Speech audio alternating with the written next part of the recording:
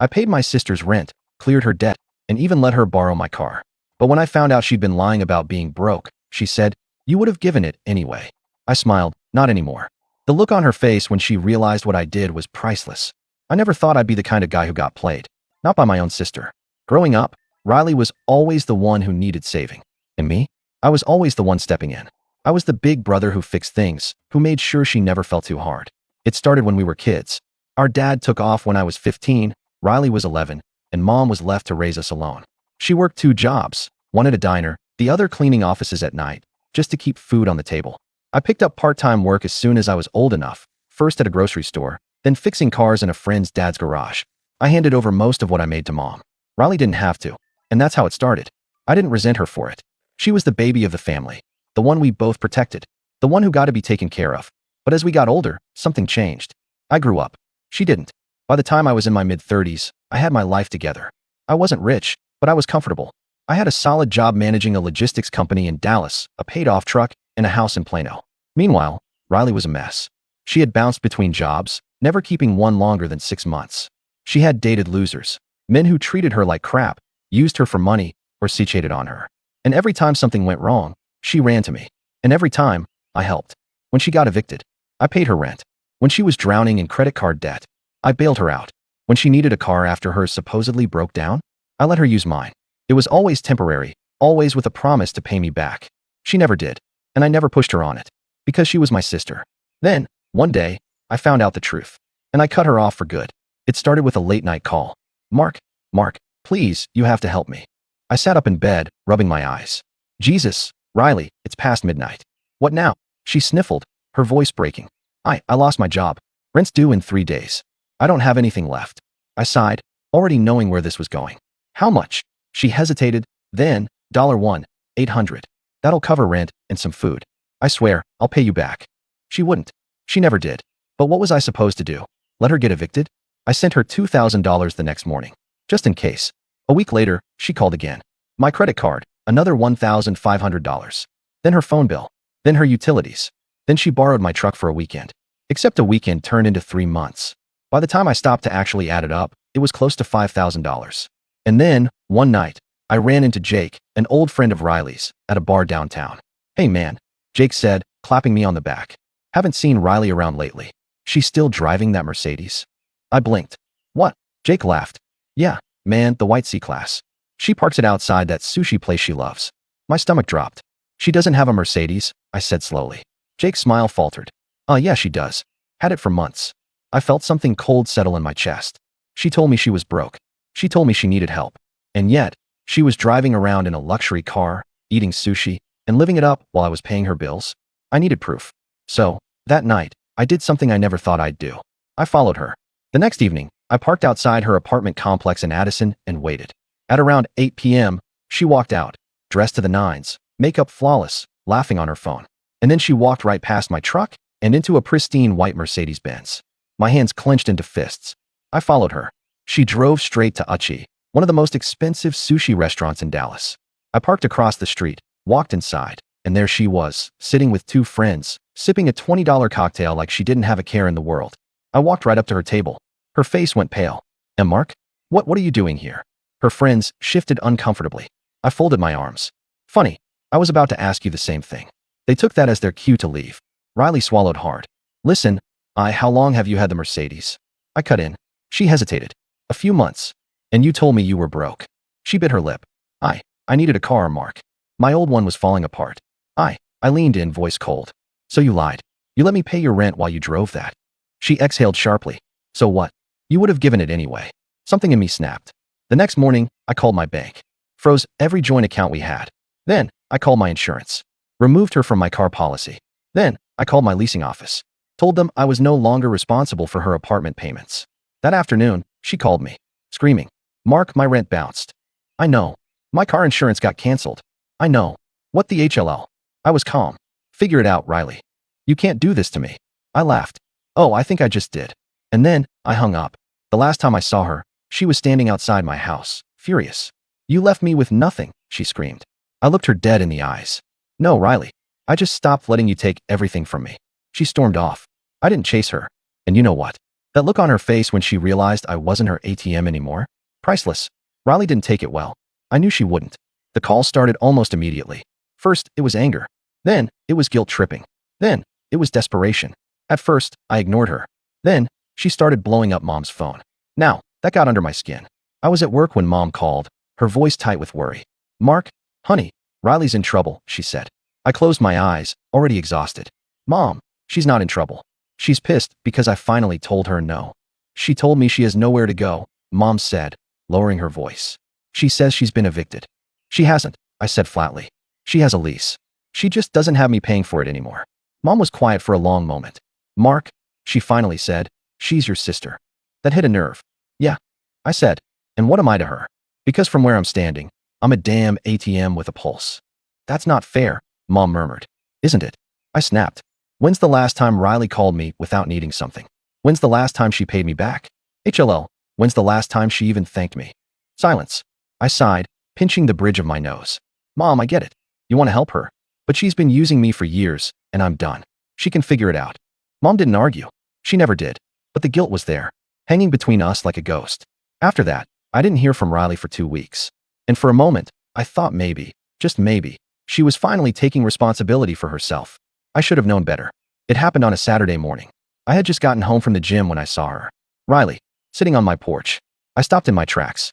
She looked like HLL, mascara smudged, hair a mess, and an oversized hoodie swallowing her frame. Riley, I said cautiously. Her lower lip trembled. Mark, here we go? Can I come in? She asked softly. I hesitated. Every instinct screamed, don't do it. But she was still my sister. I exhaled. Fine. She stepped inside like she hadn't just spent the last month screaming at me. Like we were still close. Like nothing had happened. I didn't sit. I wasn't about to make this comfortable. What do you want? I asked. She flinched. Can we just talk? I folded my arms. Talk. She wrung her hands. Mark, I know I messed up. I shouldn't have lied. I should have been honest with you about the car. And the money. And everything. I stared at her. Waiting. She took a shaky breath. I'm sorry. That caught me off guard. Riley never apologized. She sniffled. I swear, Mark, I'm trying. I really am. But, she bit her lip, hesitating. I knew what was coming. The ask. But I just need a little help. Her voice broke. Just this once. I clenched my jaw. What do you need, Riley? She sniffed again. My rent. I laughed. It wasn't even on purpose.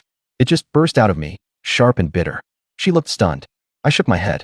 Riley, you're unbelievable. She blinked rapidly, eyes glistening. Mark, I'm serious. I'm out of options. Please, I'll pay you back this time, I swear. Like you swore the last 10 times. She looked down. I took a slow breath, forcing myself to stay calm. You're not out of options, Riley. You're out of people to bail you out. Her head snapped up. That's not fair. It's not. I shot back. Tell me, what was your plan? Because I have a feeling it wasn't get a job and pay my own damn bills. She swallowed hard. I do have a job, she muttered. I tilted my head. Really? Then why can't you pay your rent? She shifted uncomfortably. I narrowed my eyes. Riley, what aren't you telling me? She looked away. I lost it. I let out a slow, humorless breath. Jesus Christ, Riley. It wasn't my fault, she snapped. My manager was a total ass. He kept scheduling me on weekends, even though I told him I had plans. I stared at her. You got fired because you didn't want to work weekends? She looked defensive. It wasn't like that. I laughed again. I couldn't help it. Mark, she said desperately. Please, just this once, I promise. I shook my head. Riley, I'm done. She froze. What? I said I'm done. No more loans. No more rent. No more cleaning up your messes. Figure it out. Her face crumbled. Mark, please, I don't have anyone else. Maybe that should tell you something. She let out a shaky breath, eyes glistening. You're all I have. It should have broken me. It almost did. But then, I remembered something. All those years. All that money. All that trust. And I thought about what she said that night at the sushi restaurant. You would have given it anyway. I looked her dead in the eyes. No, Riley. You had me. And then, I walked to the door and opened it. Her breath hitched. You're really kicking me out? I didn't answer. She stared at me for a long moment. Then, finally, she turned and walked out. I closed the door behind her. And for the first time in years, maybe my whole life, I didn't feel guilty. I half expected Riley to show up again. To keep calling. To try and wear me down. But she didn't. For the first time in years, my phone wasn't lighting up with her name every few days. No midnight emergencies, no teary apologies laced with manipulation, no guilt trips from Mom. Silence. It felt weird at first, like something was missing. And then I realized what it was. Stress. For the first time in over a decade, I wasn't spending my hard-earned money fixing someone else's problems. I wasn't waiting for the next disaster to hit.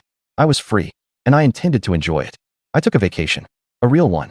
Flew to Denver, spent a week in the mountains, and hiked until my legs felt like jelly. I finally got my truck detailed since, it was mine again. I went out with friends, started dating again, and even picked up an old hobby, woodworking. I was living my life. And for a while, I forgot all about Riley. Until she came back. It was a Wednesday night when I got the call. Not from Riley. From Mom. "Mark, honey, can you come over? Riley's here." I sighed. "Mom, please," she said softly. "Just talk to her. One last time." I wanted to say no. Every fiber of my being told me to say no. But something in Mom's voice made me cave. So I drove to her house. Riley was sitting at the kitchen table, arms crossed, eyes red like she'd been crying. She looked thinner, paler. The designer nails were gone. So was the makeup. She looked like a normal person. I leaned against the doorway, arms folded. "What do you want, Riley?" She bit her lip. "I need your help." Of course she did. I stayed silent. She hesitated. I know I screwed up, okay? I know I took advantage of you. But I have nothing left, Mark. My credit's shot. My lease is up in 2 weeks. I don't even have a car anymore." I frowned. "What happened to the Mercedes?" She looked down. "They, repossessed it." I almost laughed. Almost. I tilted my head. "So let me get this straight. You lied to me, used me for years, spent my money on luxury crap instead of taking care of yourself, and now that you're finally facing the consequences, you want me to clean it up again." She flinched. I sighed. "No, Riley." Tears welled in her eyes. "Mark, please. Just help me get back on my feet. One last time. I swear, I'll do better. I just need a little." "You don't need a little help, Riley. You need a lifeline. And I'm fresh out." Her face crumpled, and I should have left it at that. But then she said the one thing that sealed her fate. "You're my brother. You're supposed to take care of me." I felt something inside me snap. I pushed off the doorway and pulled out my phone. What are you doing?" she stammered. "Finding you a job," I said. "Since you're so desperate to get back on your feet." She paled. "Mark?" I scrolled for a moment, then turned the screen toward her. "Here, McDonald's is hiring." Her face went beet red. "You're joking." I arched a brow. "Why would I joke?" She scoffed. "I can't work at McDonald's." "Why not?" I asked. "You need money, right? Or were you expecting something a little more cushy?" She glared at me. I shrugged. "Fine. Walmart's hiring too. Pick your poison." Her jaw clenched. "I am not working a minimum wage job." "Then I guess you don't need my help after all." She looked furious. Livid, like a kid who just realized Christmas was canceled. I smiled. A slow, satisfied smile. She finally understood. I wasn't her safety net anymore. I wasn't her personal bank. And I sure as HLL wasn't going to be manipulated into saving her. She stood up so fast her chair scraped against the floor. "Go to HLL, Mark," she spat. I chuckled. "Already been there, Riley. You were the tour guide." Her face twisted, and for a second, I thought she might actually throw something at me. But she didn't. She stormed past me, out the front door, and slammed it so hard the walls shook. Mom sighed, rubbing her temples. "Mark." I turned to her. "Mom, I love you. But if you give her money, you're just delaying the inevitable." She didn't argue, because she knew I was right. A few months passed. I didn't hear from Riley. I figured she was either couch surfing or found someone new to mooch off of. Either way, I didn't care. Then, one day, I was grabbing coffee when I saw her. She didn't see me. She was wearing a uniform. I almost didn't believe it. But there she was, standing behind the register at Target, scanning items with a forced customer service smile. I stood there for a second, watching. And for the first time in her life, she was finally doing something for herself. Did it SCK? Probably. Would she quit in a month? Maybe. But that wasn't my problem anymore. I walked out of that Target grinning. Not because I was happy she was struggling, but because she was finally learning the lesson life had been trying to teach her for years. You can only take advantage of people for so long. Eventually, the free ride ends. And when it does, you either sink or swim. I never hated my sister, but I hated who she had become. So I stopped saving her. And that was the best thing I ever did.